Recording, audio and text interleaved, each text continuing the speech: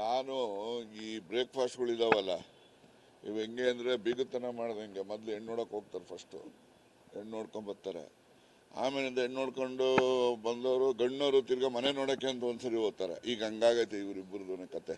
ನಡೀರಿ. ಅಲ್ಲ sir, result ಏನು ಸರ್? ಈಗ ಪವರ್ ಶೇರಿಂಗ್ ಆಗೋಯ್ತು ಅನ್ನೋ ರೇಂಜಿಗೆ ಹೋಗ್ತದೆ, ಬದಲಾವಣೆ ಆಗ್ತಾರೆ ಅನ್ನೋ ತರ ಹೋಗಿ ಎಲ್ಲವೂ ರಿವರ್ಸ್ ಆಗೋ ತರ ಕಾಣ್ತಿದೆ. ಯಾವುದು ಏನಿದೆ ನೋಡಿ, ಯಾವುದು ರಿವರ್ಸ್ ಆಗಕ್ಕೆ ಇರೋದು ಯಾವುದು ರಿವರ್ಸ್ ಆಗಲ್ಲ, ಇರೋದೇನಿದೆ ಮುಂದುವರ್ಕೊಂಡು ಹೋಗ್ತದೆ. ಎಲ್ಲ ಆಗಿದೆಯಲ್ಲ, ಶಾಂತಿ ಆಯ್ತಲ್ಲ. ಈಗ ಹಳ್ಳಿಗಳಲ್ಲಿ ಏನಾದರೂ ಶಾಂತಿ ಆಗಬೇಕು ಅಂದರೆ ಕೋಳಿ ಕುರಿ ಕತ್ತರಿಸಿ ಶಾಂತಿ ಮಾಡ್ತಾರೆ. ಈಗ ಹಂಗೆ ಎರಡು ಮನೆಗೂ ಆಗೋವಲ್ಲ ಶಾಂತಿ, ಅದರಿಂದ ಮುಂದಕ್ಕೆ ಯಾವುದೂ ಇಲ್ಲ. ಬದಲಾವಣೆ ಇದ್ರೆ ಹೈಕಮಾಂಡ್ ಅವ್ರು ಹೇಳ್ತಾರೆ, ಬದಲಾವಣೆ ಇಲ್ಲ ಅಂತ ನಾವು ತಿಳ್ಕೊಂಡಿದ್ದೀವಿ. ಇದ್ರೆ ಅವ್ರು ಹೇಳ್ತಾರೆ. ಸಚಿವ ಸಂಪುಟ ನಾನು ಮೊದಲು ಹೇಳಿದ್ದೀನಿ, ಸಚಿವ ಸಂಪುಟ ಏನು ಬೆಳಗಾವಿ ಅಧಿವೇಶನದ ನಂತರ ಆಗ್ತದೆ ವಿಸ್ತರಣೆ. ದಲಿತ ಈಗ ನಾನು ವಾದ ಮಾಡ್ತಕ್ಕಂಥದ್ದು, ಅನಿವಾರ್ಯವಾಗಿ ಏನಾದರೂ ಸಿದ್ದರಾಮಯ್ಯನವರ ಪದಚ್ಯುತಿ ಆದಾಗ ದಲಿತ CM ಡಾಕ್ಟರ್ ಪರಮೇಶ್ವರ್ ಆಗಬೇಕು ಅಂತಕ್ಕಂಥದ್ದು ಸ್ಪಷ್ಟ ಅಭಿಪ್ರಾಯ ಹೇಳಿದ್ದೀನಿ.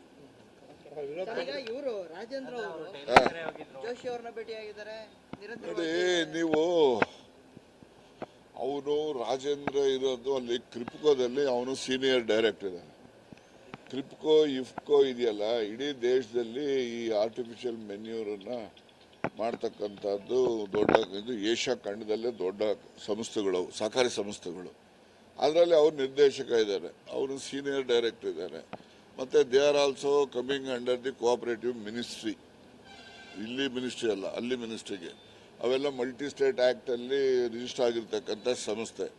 Multi state act is coming under the central cooperation minister. So ಯಾವುದಾದ್ರೂ ಇನ್ಸ್ಟಿಟ್ಯೂಷನ್ಸ್ ಬಗ್ಗೆ ಅದು ಇದ್ರ ಬಗ್ಗೆ ಇದ್ದಾಗ ಅವನೊಬ್ಬನೇ ಹೋಗಲ್ಲ.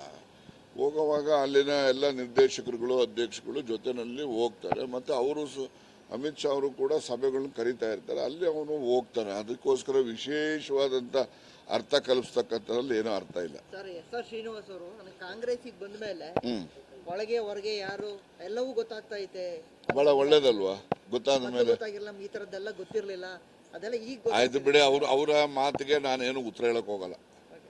ವಿರೋಧ ಪಕ್ಷದವ್ರಿಗೆ ಏನ್ ಹೇಳ್ತೀರಾ ಸರ್? ಬಾರಿ ಇದರಲ್ಲಿದ್ರು ಯಾರು ಏನು ವಿರೋಧ ಪಕ್ಷದವ್ರು ಏನಿದ್ದಾರೆ?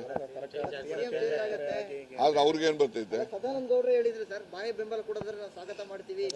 ನೋಡಿ ಕೇಳಿ, ಇಲ್ಲಿ DK ಶಿವಕುಮಾರ್ಗೆ ಬಾಹ್ಯ ಬೆಂಬಲ ಅವ್ರು ಕೊಡ್ತಾರಂತ? ಅವ್ರು ಕೊಡೋದಾದ್ರೆ ನಾವು ಸ್ವಾಗತ ಮಾಡ್ತೀವಿ. ಯಾರು ಶಿವಕುಮಾರ್ ಕೊಡೋದಾದ್ರೆ ಅದು ಶಿವಕುಮಾರ್ ಕೇಳಿ ಹೇಳ್ತಾರೆ. ಸದಾನಂದ ಗೌಡ್ರು ಹೇಳ್ಬಿಟ್ಟಿದ್ರು ಆ ರೇಂಜಿಗೆ, ಅಂದ್ರೆ ಬದಲಾವಣೆ ಅವರೆಲ್ಲೂ ಕೂಡ ಈಗ ಏನೂ ಆಗಿಲ್ವಲ್ಲ ಅಂತ.